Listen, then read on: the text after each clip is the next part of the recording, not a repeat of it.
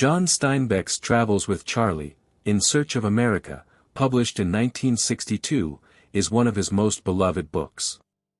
It is a travelogue, of sorts, based on a trip across America he took with his poodle Charley. The trip was undertaken because Steinbeck wanted to see how much the country had changed. Questions he wanted to answer for himself were, what are Americans like today? And what are their concerns about America?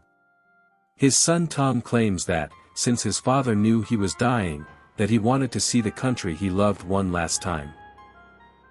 Traveling in a specially designed camper he named Rocinante after Don Quixote's horse, he began in Rhode Island/New York, traveled the outer edges of the country from Maine to the Pacific Northwest, California, Texas, the Deep South, and back to New York.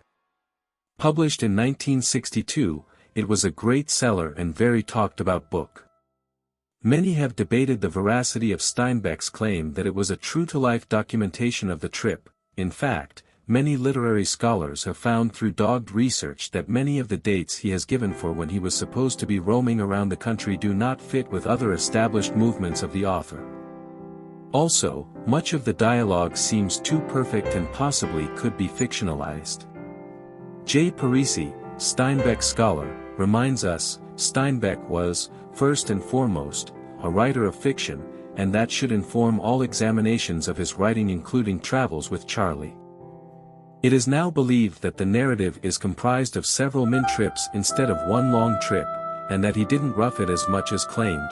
Several times he and Charley enjoyed luxury hotels and motels with his wife Elaine. Regardless of this, it is a classic and a very enjoyable book. It is highly recommended.